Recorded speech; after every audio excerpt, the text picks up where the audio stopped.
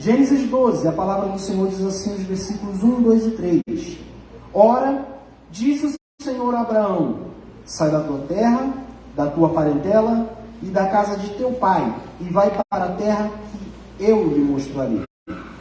De ti farei uma grande nação, e te abençoarei, e te engrandecerei o nome, se tu bênção.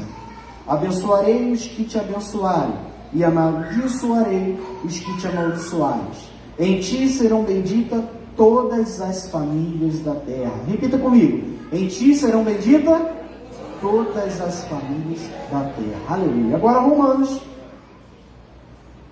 no capítulo 8. Nós vamos estar lendo o versículo 26 e 27 somente 2 versículos. Amém? Romanos 8, capítulo 8, versículo 26 e 27. Os irmãos acharam? Amém. Leamos a palavra. Também o Espírito semelhantemente nos assiste em nossa fraqueza, porque não sabemos orar como convém, mas o mesmo Espírito intercede por nós sobremaneira, com gemidos inexprimíveis.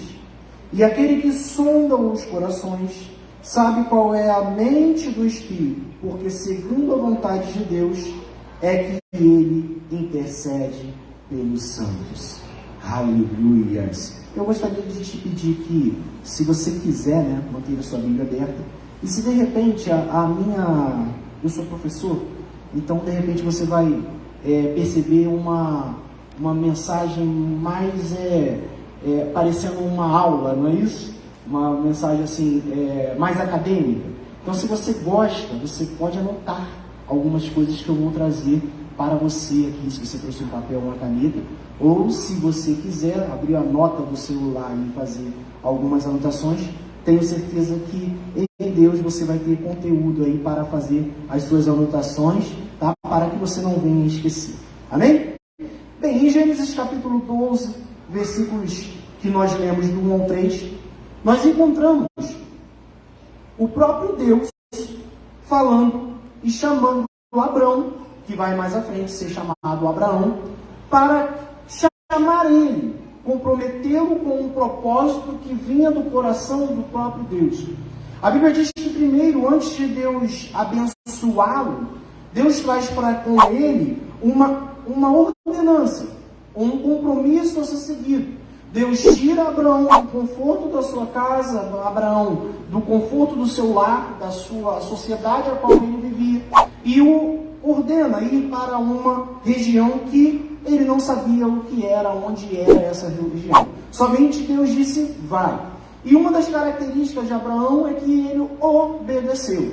E mediante a obediência de Abraão, nós vamos ver uma bênção de Deus. Algo que Deus entregou, que ele recebeu mediante a obediência daquilo que Deus havia ordenado. Aonde no versículo 3, Deus vai abençoar, dizendo que nele serão abençoadas todas as nações da terra, em algumas versões bíblicas, todas as famílias da terra.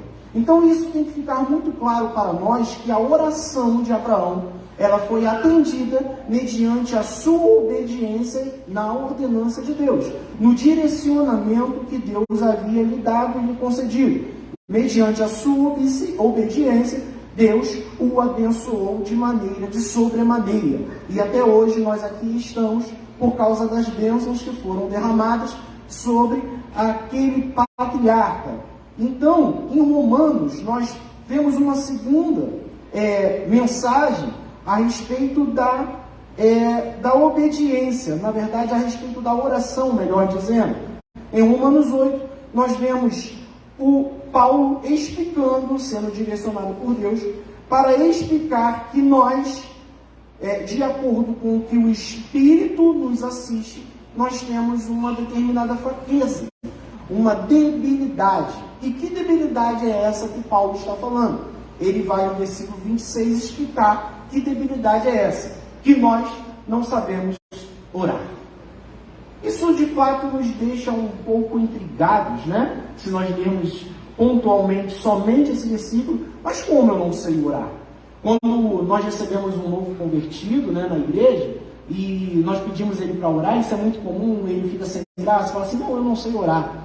E nós respondemos para ele o quê? Orar é falar com Deus, não é isso? Mas Paulo está dizendo que nós não sabemos orar. E que o Espírito intercede por nós.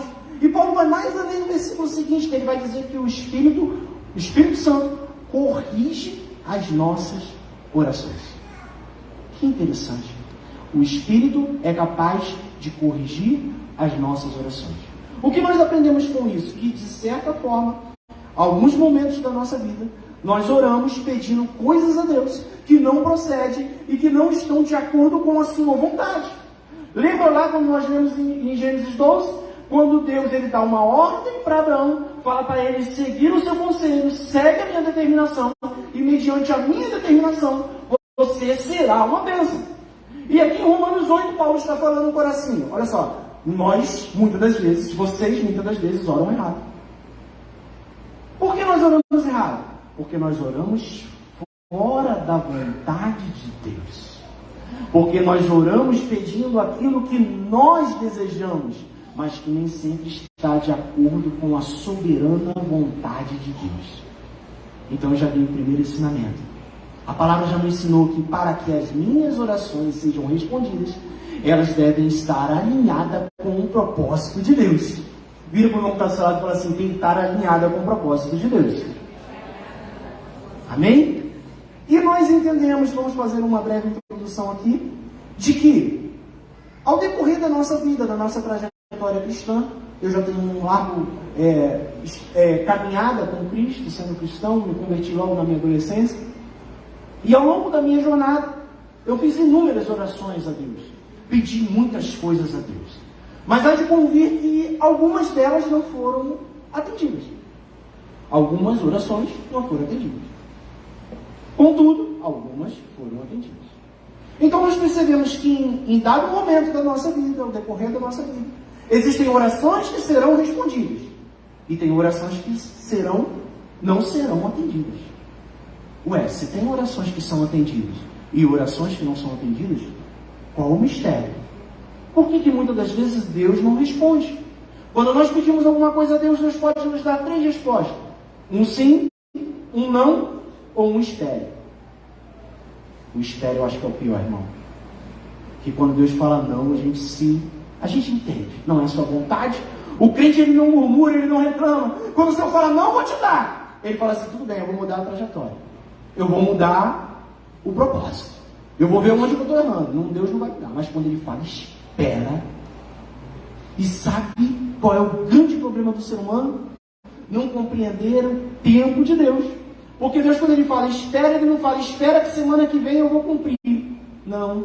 Espera que daqui a um ano eu vou cumprir. Não, ele fala assim, espera. E? Quanto tempo? Não sei. Só quando for a vontade dele. Mas isso é difícil. Como dói. Como machuca. Não saber qual é o tempo de Deus. Mas uma coisa eu tenho que te dizer. As suas orações só serão atendidas se estiverem totalmente direcionadas ao propósito de Deus. Mas é verdade que é mediante as orações. Aí você me pergunta, mas por que eu devo orar então se eu não sei que vai ser respondido? Você só vai saber se você orar. E é por meio da oração que grandes coisas Deus opera, não somente nos dias atuais, mas eu escrevi algumas aqui. Quando nós vemos lá no Egito, aproximadamente 1.700 anos antes de Cristo, alguns historiadores dizem que Israel estava cativo no Egito, prisioneiro no Egito, sendo escravizado pelo Egito, martirizados pelo Egito. E a palavra diz que, certo momento, Êxodo 3 vai revelar que o povo começa a clamar. O povo começa a clamar e pedir ao Senhor, Senhor, socorre. Pastor, até que hora eu posso ir? Até 4h40? O povo decide clamar. O povo começa a clamar a Deus por socorro. E a Bíblia diz que Deus opera de maneira sobrenatural.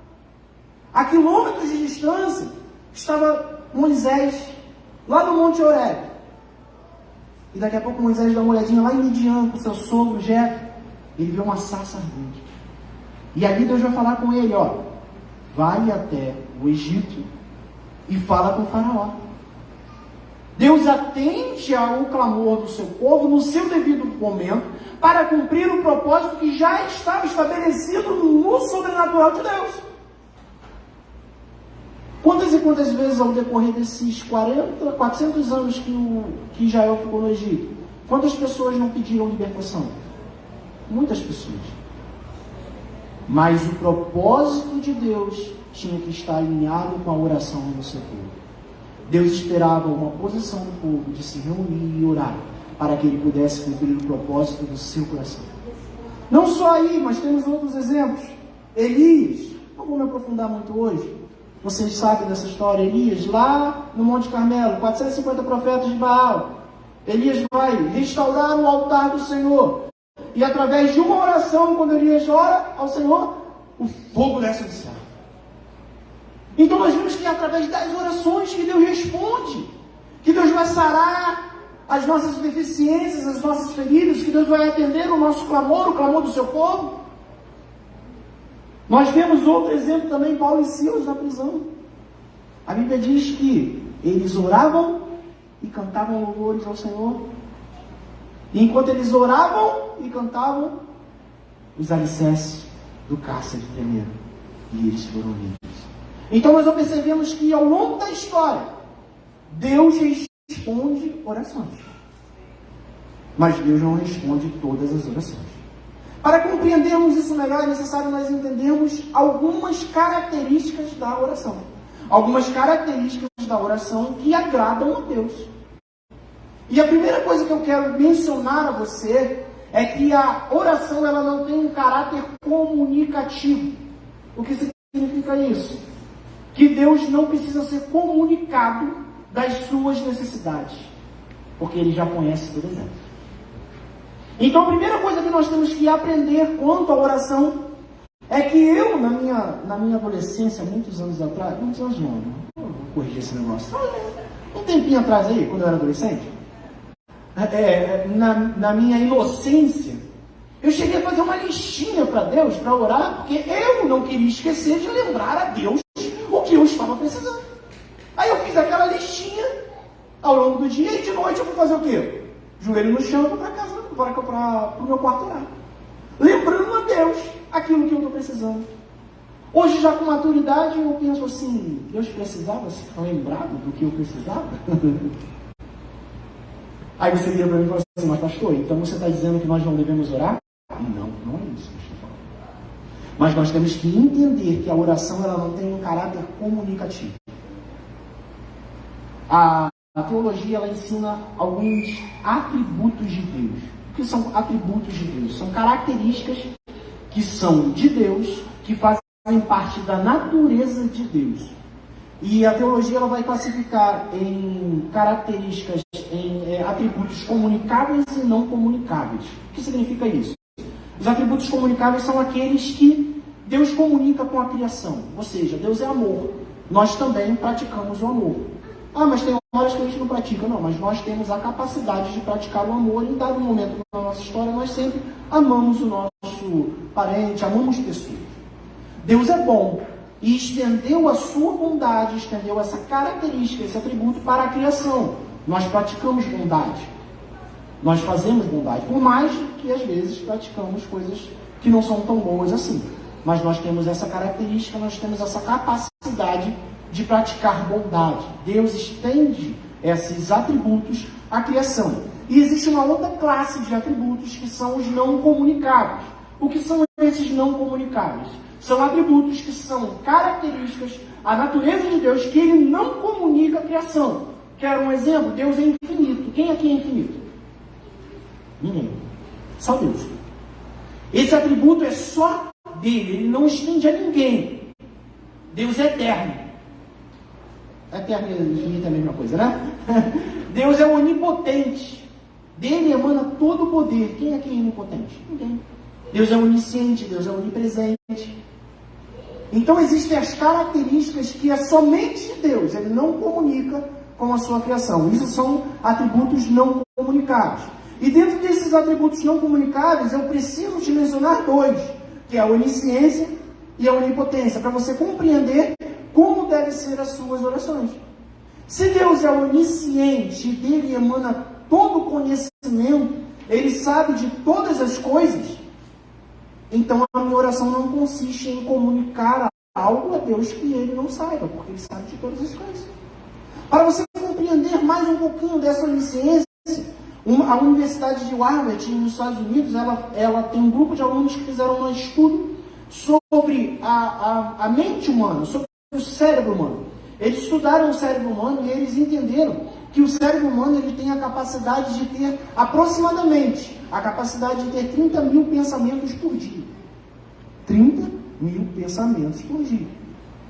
E a palavra de Deus diz que Deus conhece todos os nossos pensamentos antes mesmo de nós pensarmos. Antes mesmo de você imaginar pensar algo, Deus já sabe o que você vai pensar. Davi, no Salmo 139, ele vai dizer: ó Senhor, quão grandes são as tuas obras, sabe de todas as coisas. Conhece o meu andar, o meu caminhar, quando assento, quando me levanto. Conhece os esquadrinhos do meu pensar, sabe de todas as coisas, todos os meus pensamentos. 30 mil pensamentos. A capacidade humana do cérebro humano. Mas não para por aí, porque você é um. E a população humana, a população mundial hoje, ela está estimada em 7 bilhões de pessoas. Se você fizer uma matemática rápida aí, 30 mil pensamentos vezes 7 bilhões, eu anotei isso aqui, é claro que eu não sei isso de cabeça, 210 trilhões de pensamentos por dia, a cada 24 horas. E Deus conhece cada um desses pensamentos. Meu irmão, que Deus onisciente é esse? Que poder é esse? Que dimensão de conhecimento e sabedoria do Criador em conhecer todos esses pensamentos? Que Deus é esse? Você pode aplaudir a Ele? Aleluia! Ele é tremendo! Ele sabe de todas as coisas. Isso nos revela e nos aponta que Deus conhece todas as coisas e Ele não deve ser comunicado daquilo que você precisa. Aí você vem para mim, pastor, então de que consiste a oração? Eu quero te dizer que a sua oração não muda Deus e a sua oração não muda os planos de Deus.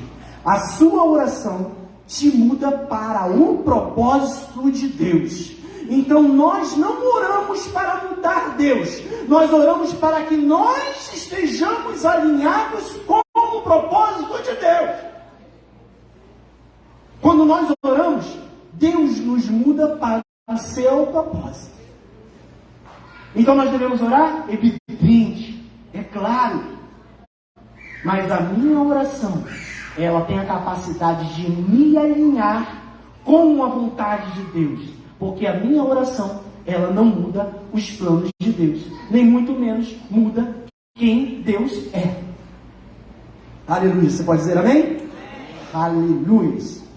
Então, Isaías no capítulo 40, versículo 12, eu anotei aqui, não vai, quem quiser abrir, Isaías 40, versículo 12, nós vamos ler só a parte B. Esse versículo, ele vai nos dar uma dimensão nós falamos de onisciência, do conhecimento que Deus tem sobre todas as coisas. Mas tem um segundo atributo que eu falei que nós iríamos falar, que é a sua onipotência. Ou seja, Deus tem poder para fazer todas as coisas. Tudo está nas mãos de Deus. E sobre Ele está o controle e o poder sobre todas as coisas. Isaías, no capítulo 40, o profeta messiânico, ele vai dizer que quem pode medir as águas na concha de sua mão? Ou quem conseguiu avaliar a extensão dos céus do seu palmo? Nós conhecemos a ciência e sabemos que o céu que nós vemos é somente uma pequena extensão de uma galáxia. Galáxia é essa a qual nós estamos inseridos, no planeta Terra. Só que cientistas já descobriram que existem milhares de galáxias, com milhares e milhares e milhares de estrelas. O salmista vai dizer que Deus chama cada estrela pelo seu nome. O profeta vai dizer que Deus, com o seu palmo, ele é capaz de medir os céus. A palmo. Olha o poder desse Deus. E mais, não vamos parar por aí não.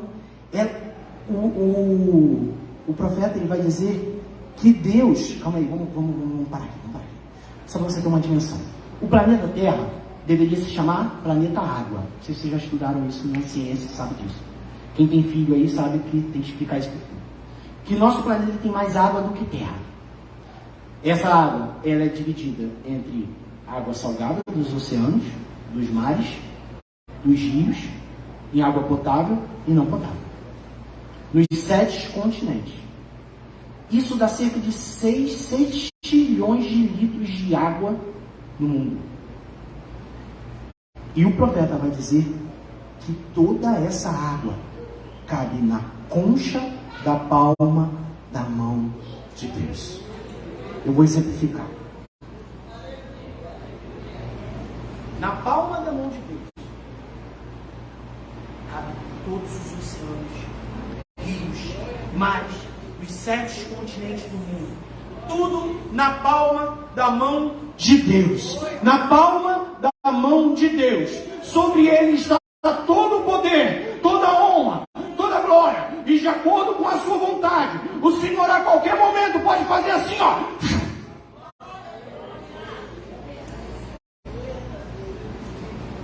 E todos os conscientes irem embora. Somente de acordo com a sua vontade. Você pode glorificar o Senhor? Aleluia. Esse Deus tão poderoso, em que podemos contribuir nas nossas orações para um milagre de um Deus que é o autor de tudo. Dele emana todo o poder. Dele vem todas as coisas. Mas Deus tem todo o poder. Mas Ele não vai fazer tudo por você. Aí você vira para mim e fala assim, mas pastor, que heresia isso aí? Não. Deus não vai fazer tudo o que você quer. Quem é pai e mãe aqui? Você faz tudo o que seu filho quer? Porque você ama o seu filho.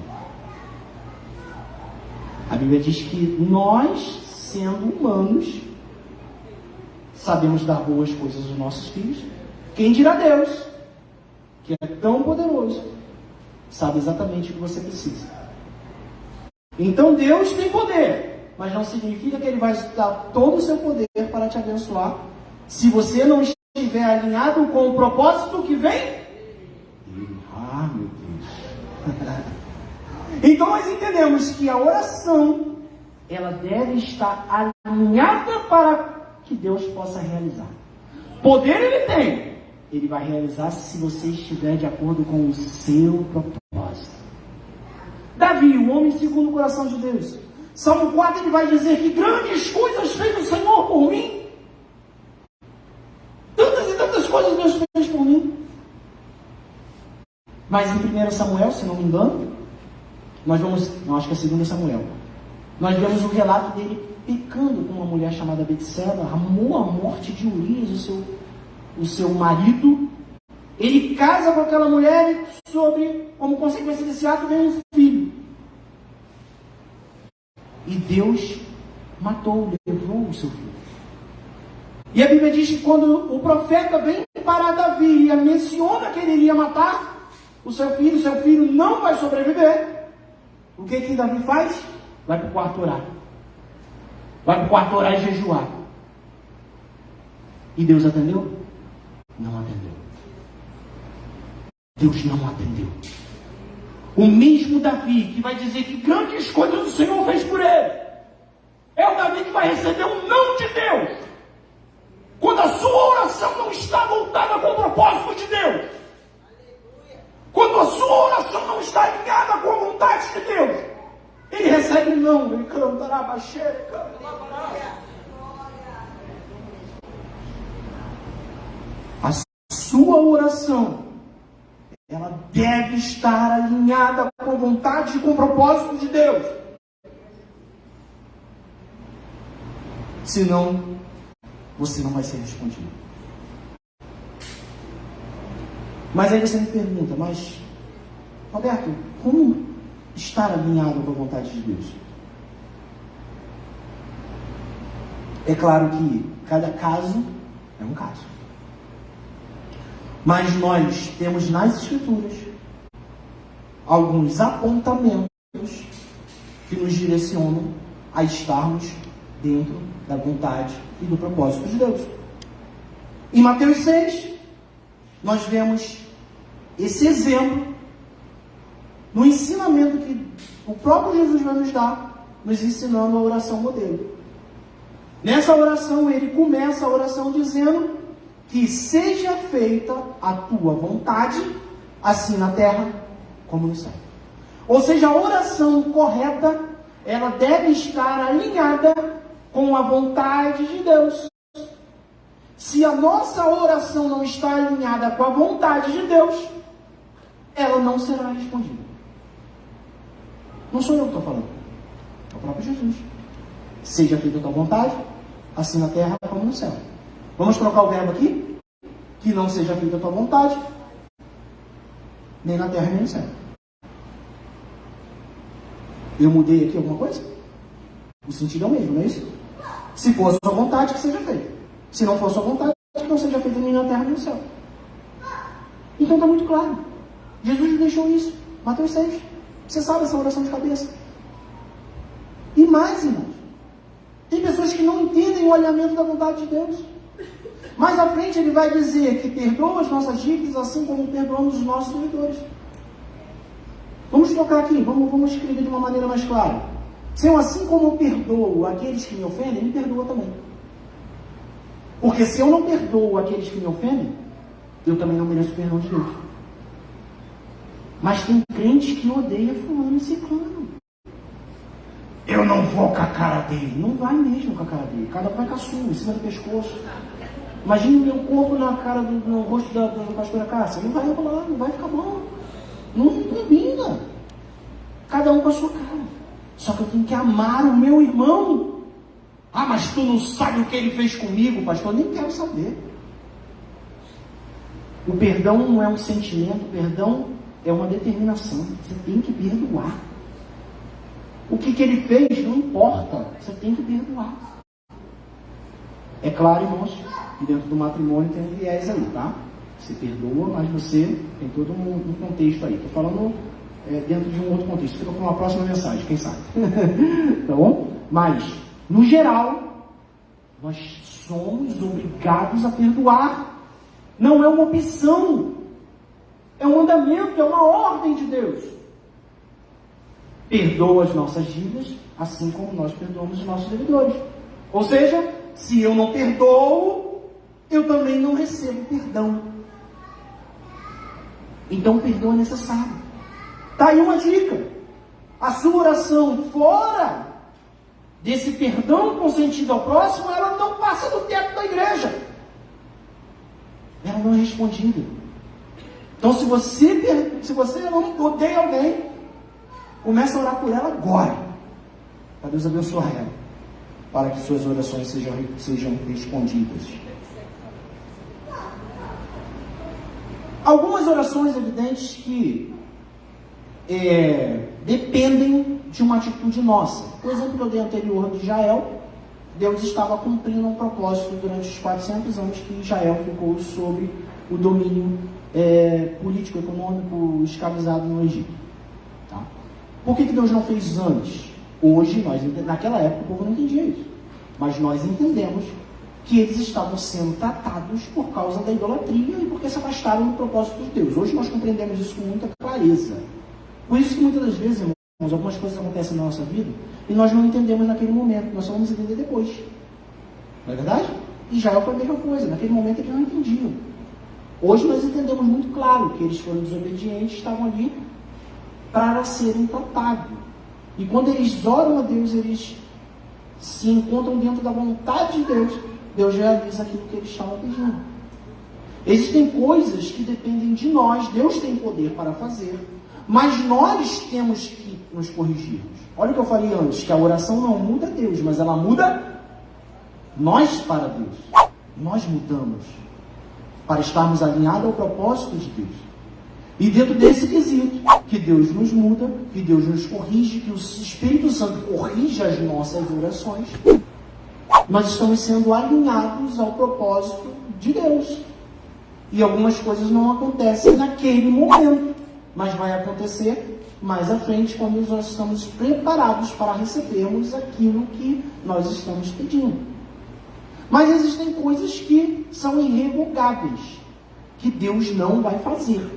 Quando eu era professor de escola bíblica dominical, numa antiga denominação a qual eu fazia parte, fiquei lá 23 anos, fui muitos anos professor de escola dominical, tinha um jovem novo, recente na igreja, e ele foi para a escola dominical, acho que numa das primeiras aulas, na primeira aula, ele pegou, nós estávamos falando sobre oração, e ele pegou e pediu que os irmãos orassem por ele, porque ele tinha jogado na loteria, e ele queria muito ganhar aquele dinheiro, porque ele ia conseguir resolver um problema dele e ia ajudar a igreja na obra. Irmãos, é claro que para hoje nos parece engraçado essa oração, mas ele estava na boa das intenções. Ele não entendia que aquele jogar era errado. Só que Deus ouviu a oração dele? Evidente que não, porque estava errado, que não estava alinhado com o propósito de Deus. Estava dentro de uma condição que é contrária à determinação daquilo que Deus deu nas suas palavras, na sua escritura, que é através de um jogo de azar. Só que ele não entendia. É claro que eu tive que chamar o jovem, depois da escola dominical, conversar com ele, dar uma explicação, mas ele era muito convertido, passou tudo bem. Então existem orações que não estão de acordo com a palavra. E se elas não estão de acordo com a palavra, elas não serão executadas. Elas não serão concretizadas. E existem algumas orações, vou te dar um exemplo bem louco, desculpa a expressão tão vulgar, mas para que você possa entender. Se nós fizermos uma corrente de oração aqui para Jesus não voltar para buscar a sua igreja, Deus vai atender? Evidente que não. Porque esse é o propósito de Deus. Está definido. Ele já decretou, ele já revelou. De Gênesis a Apocalipse, a palavra revela a volta de Cristo. E não vai ser pela sua oração, pela minha oração, que Deus vai dar aquilo que Ele quer, que está no seu propósito. Então aqui eu te dou uma segunda dica, que a sua oração ela tem que estar alinhada com a lei, com a Bíblia, melhor dizendo, com a lei não, com a palavra do Senhor, com suas ordenanças, com seus mandamentos. Senão, elas não acontecerão. Então nós temos que entender isso. Em 1 João 5,14, a palavra vai dizer que e esta é a confiança que temos nele, que se pedirmos alguma coisa segundo a sua vontade, ele... Mas tem que ser segundo a sua vontade. Às vezes nós acreditamos que Deus vai realizar grandes milagres, porque eu estou intercedendo, porque eu estou orando. Tem algumas expressões, irmãos, eu já vi pregador pregando, dizendo que a mulher cananeia, aquela mulher cananeia que vai atrás de Jesus, falando, Senhor, Senhor, ajuda, Senhor, ajuda, Senhor, ajuda, Senhor, ajuda. Os discípulos viram para Jesus e falam, Senhor, se tu não vai abençoar ela, despede essa mulher aí que vai andando atrás de nós. Eu já vi pregador dizendo que nós temos que insistir, que aí a gente vai... Irmão, se não tiver alinhado com a vontade de Deus, você vai insistir, tu vai chorar e vai fazer tudo, mas não vai acontecer. A primeira coisa que nós temos que ter com as nossas orações é sabedoria para entender a vontade de Deus. E como entender a vontade de Deus? Voltamos a Romanos 8:26. O Espírito intercede por nós nas nossas fraquezas. O Espírito Santo, ele habita em você, você é templo do Espírito Santo, e ele se comunica com você. Em Romanos, Paulo vai dizer que o Espírito Santo testifica com o nosso Espírito. O Espírito Santo, ele testifica com o nosso Espírito. O que Paulo está querendo dizer? Que ele se comunica, há uma comunicação constante, diária, a todo momento. O Espírito Santo está dentro de você, te direcionando. Vai por aqui, faz aquilo lá, não vai por aí, segue por esse caminho. O Espírito Santo a todo momento está dizendo: meu filho, eu estou te guiando. Mas sabe por que muitas das vezes nós não entendemos? Porque nos falta relacionamento e oração para com Deus. Não, você não entendeu, vou repetir de novo. Porque nos falta relacionamento para com Deus. Nós não temos intimidade com Deus. Ele chama, mas nós não conseguimos entender a sua voz. Por falta de relacionamento, de intimidade para com Deus. E finalizando, vamos partir lá para o fim agora. Em Tiago, capítulo 3, a palavra vai dizer, Tiago vai dizer, inspirado, que pedis e não recebeis, porque pedis mal. O que é pedir mal? Ele completa: pedis para vosso prazer. Eu quero trazer um exemplo bíblico que é maravilhoso. Nós vemos na Bíblia a menção de uma mulher chamada Ana, que ela tinha um marido chamado Eucana. E o marido tinha uma outra mulher que se chamava Penina. A Bíblia nos diz que Penina tinha dado filhos a Eucana, mas Ana não tinha dado filhos a Eucana. E a Bíblia diz que ela orou por muitos anos. Existia naquela época todas as regiões, todos os judeus de todas as regiões do antigo mundo, eles saíam e iam para o templo oferecer o sacrifício ao Senhor. E existia a festa da Páscoa, a festa dos tabernáculos, e todos os judeus, eles saíam para essas festas, pelo menos 3 festas anuais. E a Bíblia nos diz que ela ia sacrificar ao Senhor e levar a sua oferta. Anos e anos e anos e anos, Ana pedia a Deus que ela tivesse filho. E a Bíblia nos diz que ela era humilhada por Penina. E aquela mulher orava constantemente, pedindo ao Senhor que lhe desse um filho. Vamos sair do contexto atual, da nossa contemporâneo, né, nosso contexto contemporâneo do século XXI, e vamos voltar a aproximadamente 1700 anos antes de Cristo, aonde não existia pré-natal, aonde não existia ginecologista, aonde não existia remédio, tratamento médico, não existia exame, ultrassom, nada, aquele outro ultra também. Hoje tem umas ultras que quando minha filha nasceu, eu vi até a cor dela dentro do negócio, aquele colorido, né? Não existia nada disso. Dentro desse contexto, onde não tem nenhum tipo de tratamento, você imagina quantas mulheres eram estéreis? Quantas mulheres eram estéreis? Muitas. Um exemplo, uma prova disso é que a própria Bíblia revela muitas mulheres estéreis. Muitas mulheres estéreis. Muitas mulheres orando, pedindo a Deus exatamente a mesma coisa. E Ana está ali pedindo: Senhor, me dá um filho. E durante anos aquilo não se concretizou. Certo momento, a palavra nos relata isso, que Ana está clamando, Senhor. O profeta Samuel, ele vai nascer. Mas Ana está orando, pedindo ao Senhor um filho. Mas certa vez, Ana faz uma oração dizendo: Senhor, se tu me deres um filho, eu o entregarei para servir na tua casa. Ana teve uma percepção de que a sua oração tinha que estar alinhada com a vontade de Deus. A Bíblia nos fala de que nesse tempo as orações não aconteciam, as revelações não aconteciam, Deus não falava por meio dos profetas, porque o povo estava longe do Senhor.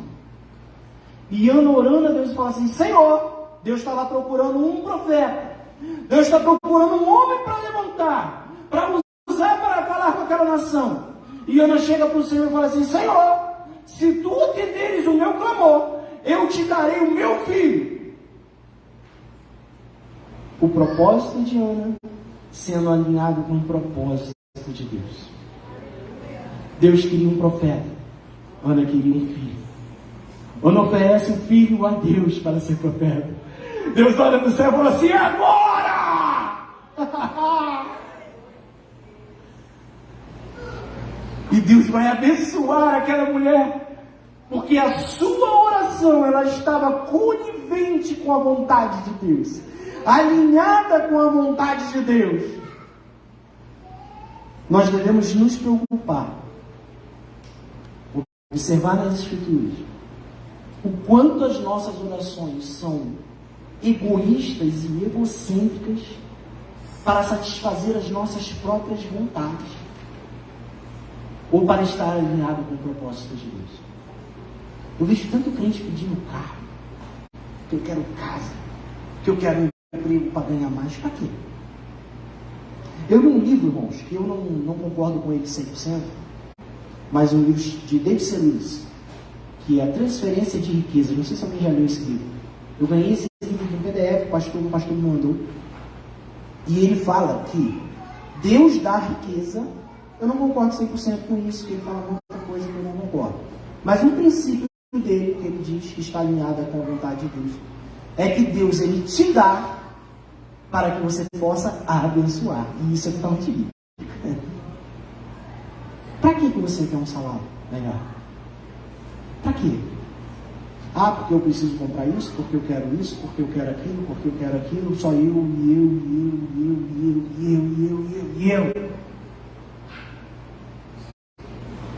Para que Ana queria um filho? Para satisfazer o seu ego? Para pisar na penilha e falar assim: tá vendo só, sou infeliz? Mas quando ela entende o propósito do coração de Deus, meu irmão, a história muda. Então aquilo que você tanto pede, que você tanto clama, motivo das suas orações, das suas subidas aos montes, está alinhado com a vontade de Deus. E mais, Ana ofereceu um filho. Eu vou fechar a Bíblia para parecer que está acabando. Ana ofereceu um filho ao Senhor. De repente, Deus não está querendo um filho. Sim. De repente, Deus está querendo você.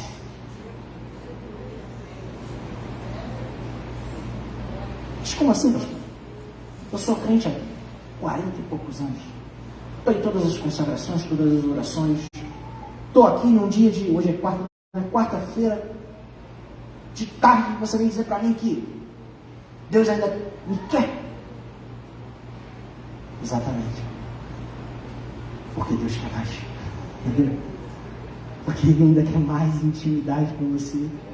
Ele não quer sacrifício, Ele quer você por completo. Ele quer estar em seu coração a todo momento, a todo instante. Ele quer ser o alvo principal das suas orações. Você tem que entender que a sua oração não é para pedir, nem para lembrar. É para dizer: Senhor, enche-me do Teu Espírito, Senhor. Enche-me, Senhor, e faça em mim a Tua vontade, o Teu querer. Eis-me aqui, Senhor. Faça em mim, Senhor, o Seu propósito, a Sua vontade.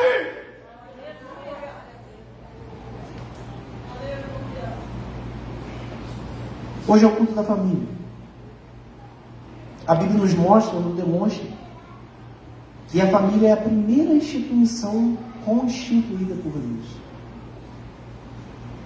E o que eu conheço de irmã de oração que está orando pela conversão do marido, o que eu conheço de irmã de oração que está orando pelo filho que está no mundão, envolvido nas drogas, conheço um monte de homens que estão orando pelo seu filho, que está indo pelo caminho errado, homens de oração. Muitas das vezes, Deus quer mais de você para agir nos seus. Deus quer agir mais em você. Entende aquele negócio de orar a todo tempo? O que significa isso? Ah, pastor, eu tenho que estar de joelho, olhando para cima e para baixo, orando, ele canta lá baixeira, ele canta lá balá. Nada disso. Orar a todo momento é sentir o Espírito Santo a todo momento. Eu estou trabalhando, mas estou falando com Ele. Eu estou falando com Ele, porque o Espírito dele está dentro de mim. E eu estou falando, Senhor, me guia, Senhor, me mostra, Senhor, faça a sua vontade, faça o seu querer, Senhor. Isso é orar a todo momento. Isso é orar a todo momento. E a sua família, ela está no centro da vontade de Deus. Deus constituiu a primeira instituição constituída por Deus, foi a família. E o maior propósito do diabo é destruir exatamente as famílias. E de repente hoje, a sua oração é pela sua família. E eu vou te dizer uma coisa. Deus ainda quer mais de você. Deus não quer o seu filho. Deus quer você. Mais, pastor? Mais. Deus ainda quer mais intimidade. Deus ainda quer ser mais o centro. Deus ainda quer ser mais, ter mais comunhão com você. Deus quer mais ouvir a tua voz. E que você esteja também apto a ouvir a voz do Espírito Santo de Deus. A oração, ela consiste primeiramente, escute o que eu vou falar agora, para fechar a minha mensagem. A oração, ela consiste primeiramente em gerar relacionamento seu para com Deus.